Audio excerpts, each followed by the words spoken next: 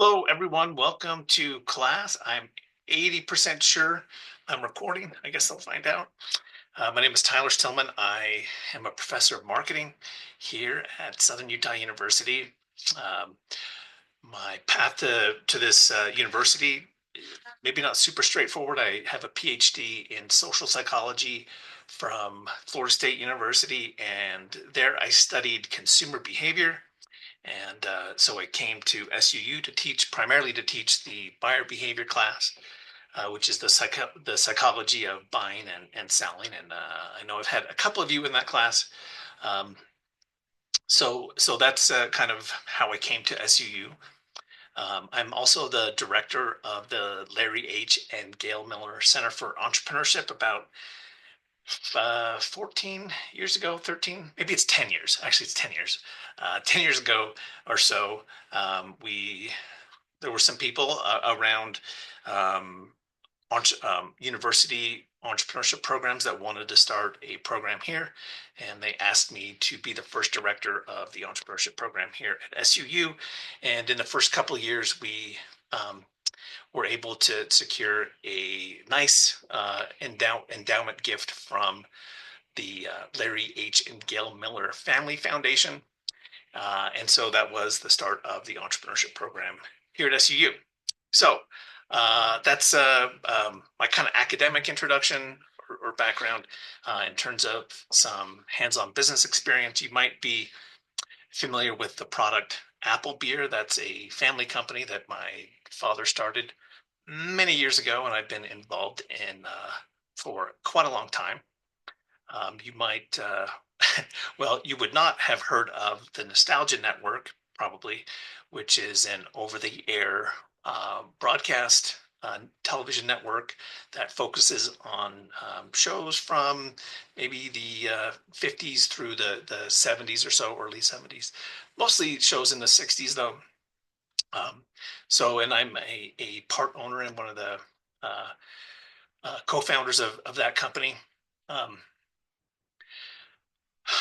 what else? I've had some failures as well. Mama Museum was a company you've never heard of because we launched it and it just never went anywhere. But the point is, I've got some successes and failures to draw upon as far as experience as well. So, with that by way of introduction, I want to tell you a little bit about the motives for how I've set this class up. Um, this is very different from how I've done it in the past. In the past, I had an all-inclusive electronic textbook that took students in a perfectly linear fashion from start to finish. And so the first question is, what's your business idea? What's your business mission statement, company values, register your website, and and and so on. And that worked really well for a really small number of students who were at that point where they had a business idea and had done nothing else. Um, so what this class is instead is there are 6 different options to help you learn about entrepreneurship and marketing and entrepreneurial marketing. Um, and they're all different. And I want you to be able to select the things that best fit where you are. Some of you are taking this class with no intention ever of launching your own business. Chances are, statistically, most of you will. You don't know it now, but based on um, tax filings, we know that most people, most Americans will at some point launch a business of some kind.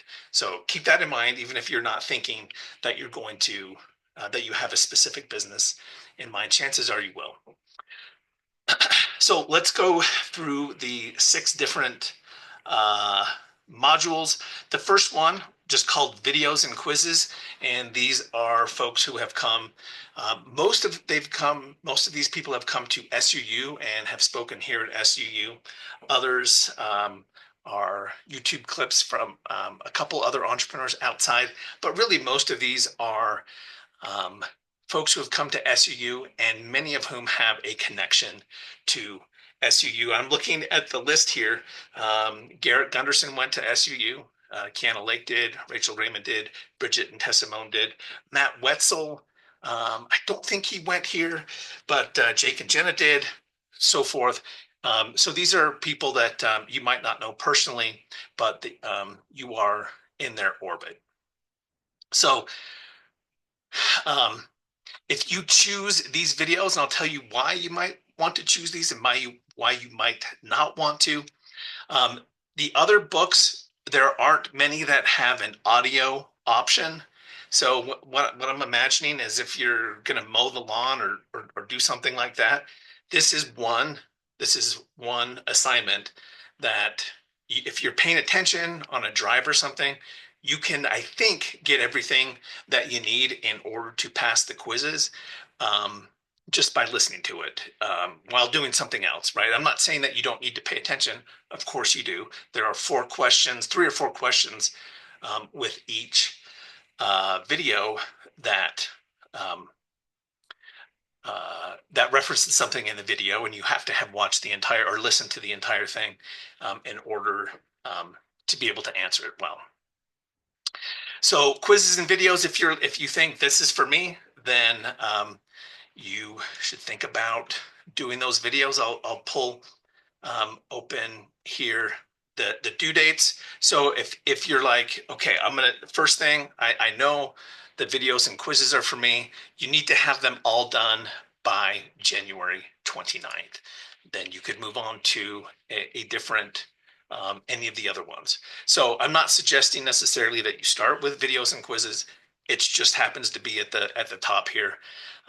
So you could do something else first. Again, this is, in a sense, I'm not going to say there are no due dates. There are dates at which it must be accomplished, but I don't have any due dates for specific quizzes. That can work to your advantage and it can work to your disadvantage. If you're somebody who procrastinates compulsively, this is going to be a really tough semester because you're going to find yourself on January 28th trying to cram uh, all of the project into a couple days, and that probably won't work out particularly well. So there we go. That's the first one, videos and quizzes. I'll say one other thing about this, which is that I if you, for example, used an AI tool, which I'm just using this sort of as a hypothetical, and had AI summarize the key points of every talk, you would do very poorly on the quiz because I don't necessarily want to draw on um, the key points. I want to draw on things that will definitely stand out if you're paying attention. So, for instance, in the course of, there's at least one in here where somebody talks about the death of a loved one. That might not be a central point in what they're talking about as far as entrepreneurship and marketing. But if you're paying attention, it will be a very easy question to answer.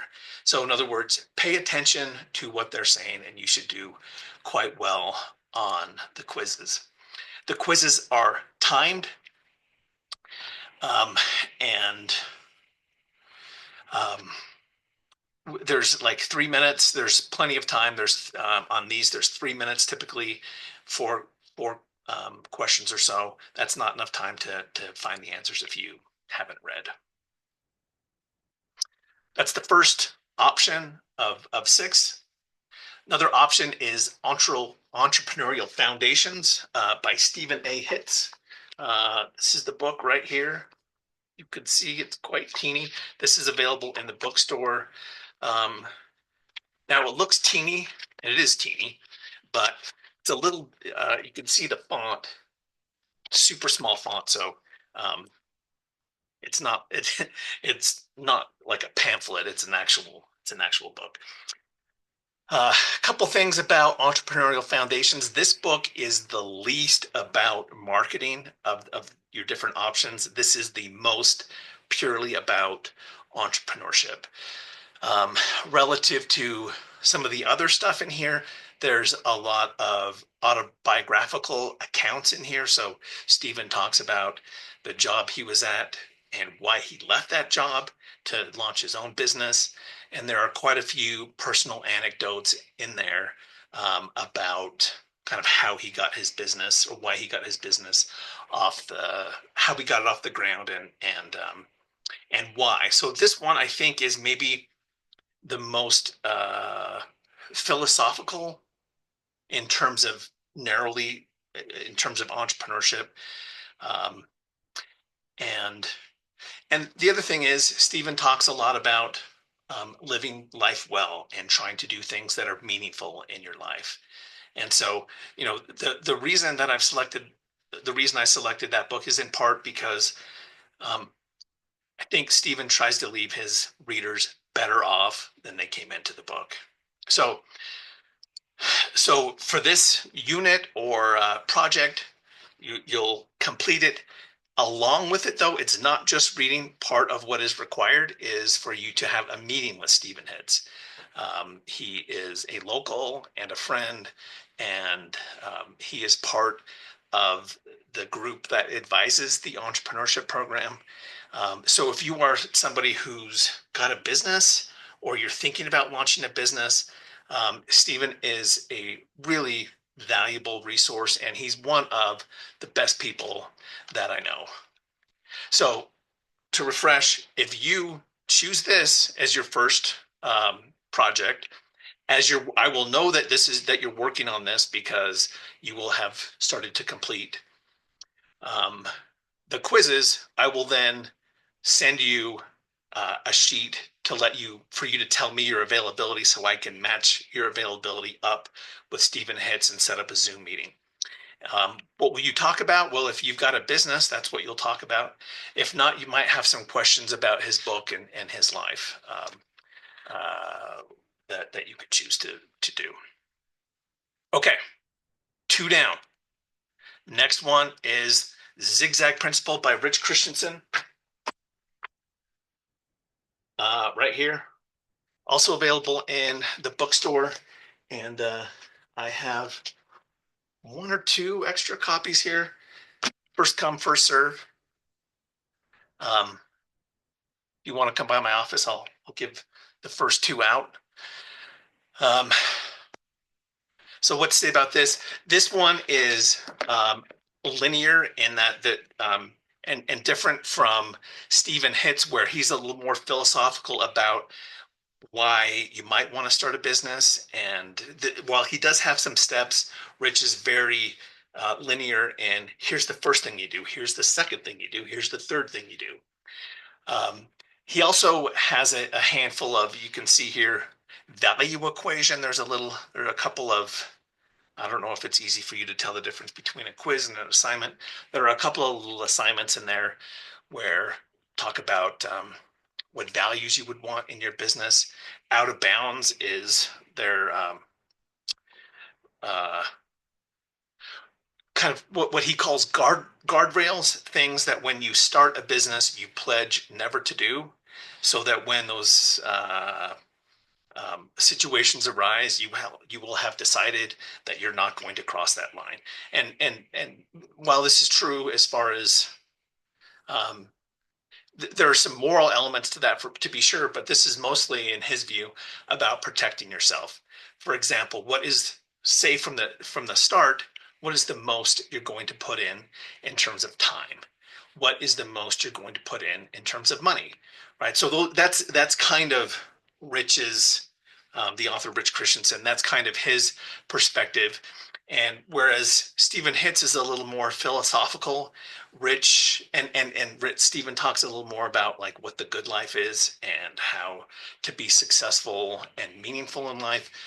Rich is a little more linear in terms of steps, and then also um, Rich is very mindful of how to avoid disaster in your personal life. So similar but different. And this book also has a component requiring a meeting with Rich Christensen. Of course, you don't do it. I mean, no one's going to drag you away to jail. You just don't get the points for it. Okay, those are the first four. Um, in terms of, I maybe should have said this earlier, but in terms of the amount that they contribute to your grade. Every one of these modules contributes 25% to your grade. So you'll notice that the point values vary a little bit from module to module. Don't That's helpful in letting you know how they score relative to each other. So you see medium with Rich Christensen, 7 points. That will have more of an impact on your grade than 2 points, the availability workshop or the right. Obviously, that's pretty straightforward. But it doesn't make sense to compare them across modules because 2 points for entrepreneurial foundations, that's the that's bound within the 25% that each one of these modules contributes to your grade. I hope that makes sense. The next one is The Creative Act, A Way of Being by Rick Rubin. And this is going to make me pause for just a second. All right. This homeless looking guy is Rick Rubin. Um, I so if you don't know that name, I guarantee you're familiar with some of his work. Here's his Wikipedia. Um, he helped popularize hip hop by producing record acts such as the Beastie Boys, Ghetto Boys, Run DMC, Public Enemy, LL Cool J. Probably heard of some of them. He's also done pop, Kesha, Adele, and Lady Gaga. He has also produced bands like Danzig, Metallica, Slayer, alternative rock, The Cult, Red Hot Chili Peppers. I don't know how to say that. Rage Against the Machine, Strokes, Weezer, hard rock, Audio Slave, AC/DC, Aerosmith, new metal, Linkin Park, System of a Down, Slipknot, and I will add American Head Charge, which is the most underrated of the new metal bands. He's also produced country acts, Johnny Cash, the Avett Brothers, the Chicks, formerly Dixie Chicks. Anyway, that's Rick Rubin, and I find him fascinating. And for me, as a young man, please forgive this personal digression. I knew the name of this producer from the time I was a young teenager because all the music that I really loved had the same name on it. And so it's just kind of startling. Years later, he writes this book, and um, it's a really good fit for this class. It's not a perfect fit, and I'll talk to you a little bit about. Oh, I don't have my quizzes here. The quizzes are still in development, and in fact, they're not quizzes. They're more like reactions. So this is the book, and it's big. But keep in mind, the font is really big, and the chapters are minuscule, like 2 or 3 pages. Whereas the other quiz, so these are input or will be input into Canvas as quizzes, but they're not quizzes so much as reactions. So you will not be tested on what you remember from this. There's 78 thought areas or chapters, but thought areas. They're these little minuscule 3, 4 page things. So what I have in mind is for you to read that, take the quiz, which is just react. There will be a couple of questions to make sure you're actually reading, interspersed randomly throughout. But for overwhelmingly, the question will be just one thing: react. Um, uh, the book is very. I think the word is woo woo is what the kids would say. There's an element of he's Buddhist, I believe. There's kind of an element of Buddhist thought that runs through this. And so what this book is really about is giving yourself access to creativity, to your own creative resources, and to help you to be more creative. He talks a little bit specifically about entrepreneurship and starting a business, but my thought on this is that the creative mindset that this book tries to cultivate in its readers is really good both for entrepreneurship and for marketing. One other thought on the Rick Rubin book. Uh, this is the other one where an audio channel is, I think, also available. I think Rich in Zigzag Principle, I think there is an audio version of that. I don't necessarily recommend that. The Rick Rubin book, I think, would work with an audio book, but it would work a lot better with an audio book if you're sitting at a computer so you can listen, take the quiz, listen, take the quiz. That would work just as well, I think, as reading the book.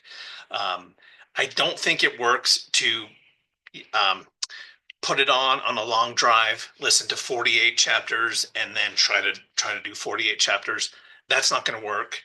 Um, it's not going to work. So uh, that's the creative act. The next is not an assignment necessarily. This is, I'm sorry, it's not a book, not at all.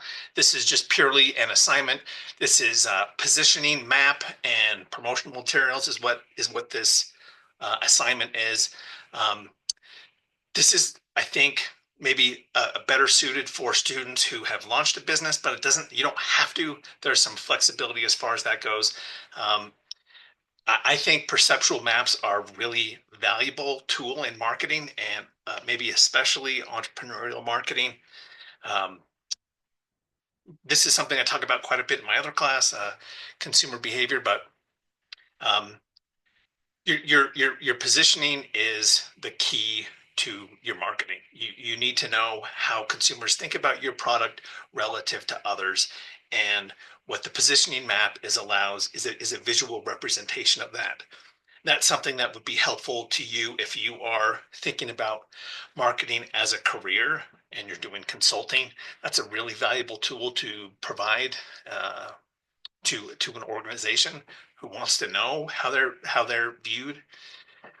Um, so so there are three parts to this. You create a perceptual map. You submit a brief analysis of that. And you also come up with some promotional materials that emphasize the positioning that you or the company you have in mind wants.